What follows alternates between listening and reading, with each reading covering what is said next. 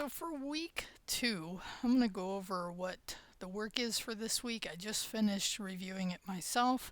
I'm going to end up recording a new video for our discussion, which you'll see as we look at the work. So if I want to review the work from here without leaving this, I'd open in a new tab the items. And so you're going to do a code along. You're going to do a code along for your Monday night item, Thursday night item. You have another code along for variables, and then on the second item for that Thursday night is where we then do a discussion. So the distinction here is that these are items that you code along in your private repo. You share your commit history with me, okay? And I go over that in the videos, but in this one, I'm going to end up recording a new video. These are from last semester, actually a year ago. And I looked at them today and I didn't see anything major. I did update some minor stuff on the content. Make sure you read that carefully.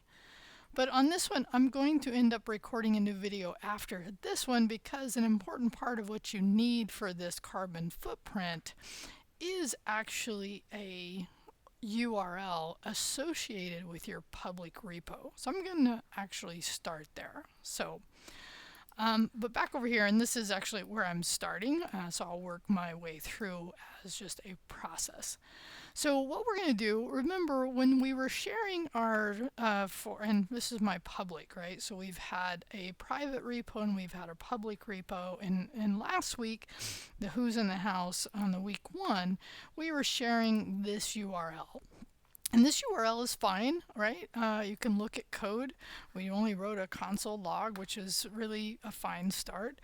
But what we really want to do is look at this more in the way people would look at our websites. And in order to do that, we're going to utilize something called GitHub Pages that is going to be built on our public repos. So let me walk you through this, and you're going to want to do this on your own repo so that we can use that when you get to the last item. So here's what you want to do. Go to your pub, go to settings. Under settings, okay, so again, you're under your pub, right, your public repo. Again, demo is just the one I use. It'll have your name. You should have created that already. So you scroll down until you find pages. So then under pages, there's 2 things you're going to select, and actually this one is by default. So this is a build and deploy, and this says the branch. Now branches are something that more you do work with Git, you'll learn about different branches, but for our class we're basically going to use a standard one. So we're going to deploy from a branch, and down here it asks which branch do we want, and we're just going to deploy, and I'm going to say from main. Okay, so again, make sure you're doing this.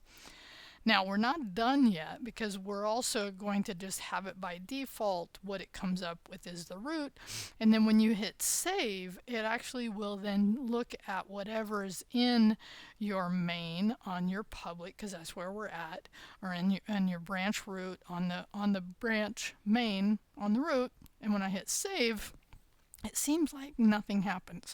It's like, okay, that was anticlimactic, right? And this is because in the background what's happening is GitHub in this case is actually going through and setting up a URL to point to your public repo. Okay, now I'm saying this as I'm setting on this page because I'm going to hit refresh in the hopes that it's going to show up. But I've noticed, and this is why I'm moving this to the attendance, is that it actually can take a few moments depending on the time of day you do this. So we'll come back in a little. Let me try one more time before we leave. And, oh, look at that. So great. I didn't have to leave and come back. So now this URL, right, is now, and when we first do this, it'll be kind of underwhelming because it's like, well, and this is what you're seeing locally when you do live server. But now, once you push your code to your public repo, okay, you will then, when you have this URL available to you, then you will have this URL. Now, this particular URL, if you remember, and let me just answer this by first going to another tab, going back to 93, making my thing a little bigger, right? When we come here, what that is rendering is this README file, okay? So that README file. But what we want to do is actually see what's in week 1, which we know we built an index and a main.js. So what you could do here, come back to this tab, and now put at the end of this week 1. Okay, and that's the hello world that we did. So really you're doing this for your attendance post just to show that you have this set up and that you understand the concept, right? And again, ask any questions here that you need. So remember, it could take a few moments. So if you don't see it, come back later, grab the URL, put W1, and that'll be part of your reply. Okay, so that's the part. And again, you'll need this for the last item for this week. Okay, kind of going back around to starting our adventure really in writing JavaScript. And I talk about in the first couple of videos the importance of documentation, the importance of the MDN site. And so I gave you a link here to just that beginning JavaScript because I think, you know, I know this looking at documentation. When I first started writing code, it was like it felt overwhelming. I can just tell you if you hang in there, the more you look and start to understand code, and that's also where you can start to ask ChatGPT or whatever your favorite LLM is, some of the terms that you may not understand. Okay, so I just gave you the link here, but you can simply just go to MDN. I think it's just, is it .com? No, it's not. Boy, that is good to know, right? MDN. I'm gonna hit space here, and actually it's developer or Mozilla.org. Much better. I'm glad I did that in a way. But in here, there's just different guides, right? So really, it's just the standard for what we use for learning JavaScript. I'm going to drop this tab so it doesn't get confusing. Okay, so the other thing is in this week, I noticed when I was talking about learning how to look at your code, your HTML and your JavaScript in the browser, I showed how to get in there, and I just want to reiterate the following, is it is very important for you to get into Chrome or whatever your choice, right? I don't force you to use Chrome. If you have another, you know, almost every browser has some version of this DevTools. So just make sure you know how to get in there, okay? Because it is very important that because it gives you a way to troubleshoot your code, see your code run, and it is a way that I will also evaluate during the technical interview, okay? I think in a minute I'll show you this. Actually, I'll probably show you. Anyway, so I shown you in the video, but I noticed in the video I didn't talk too much about it, and I set a breakpoint, but I really didn't talk too much about breakpoints, but we learn about them as we go through. Okay, so this week as your last item after you do a couple of code alongs is the carbon footprint. So the carbon footprint is what we're going to build for really the whole course. And I've given you a link on the last items, but I'll just show you here, right? As we're basically going to build a form. In this case, would you consider it an app? Maybe, maybe not. But it's basically a form, right? That represents the idea of the carbon footprint.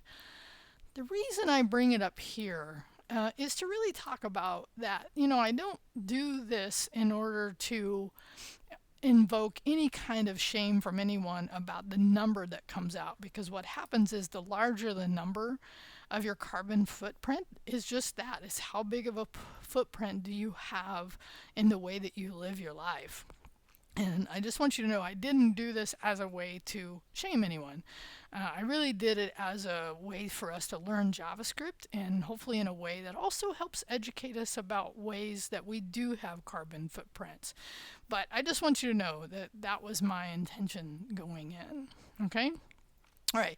So, and then on the last item, this carbon footprint item, and I'm focusing more on the last item, like the importance of replies. And I talk about when I record the last item that, you really intended to do that last item on your own. And then when you do replies, you want to actually look at other people's code once you have attempted it on your own. And what's important about that is the attempt, is giving yourself some time to actually think about the challenge that you have at hand or that I've laid out. And then in the replies, talk about like you looked at somebody's code and you found it interesting for a variety of reasons. Okay, so the thing I'm going to leave you with, because I've kind of now gone over at least the major stuff I wanted, and is in your reply is a great way to ask questions, right? Any of the information that I've talked about today. But what I've also provided to you that I think I've had other students tell me how valuable is this is advice, because at the end of the semester I ask students, like, what advice would you give to future students? Because, the idea is that we get more people to succeed in these classes, and it's really the students who finish the class and are the best people to give advice for it. So I definitely recommend reading through this. Okay, so in your reply, right? I mean, you can ask questions, but I definitely want to suggest to you that you read through here. Okay, and then you will come to the bottom and see that reply as it exists there. Okay, so just to be clear, in the reply that you do, you need to have that URL that we set up, right, for the week 1. We'll modify that for week 2. I'll show you that when we get to that item in this week. But for this reply, you'll want that. Ask any questions that may have come up when the content that I just covered, right? And specifically, please read the feedback and give your thoughts about that, right? Any response that you would have to that. Okay, I hope you enjoy this week's content, and it's time to get started.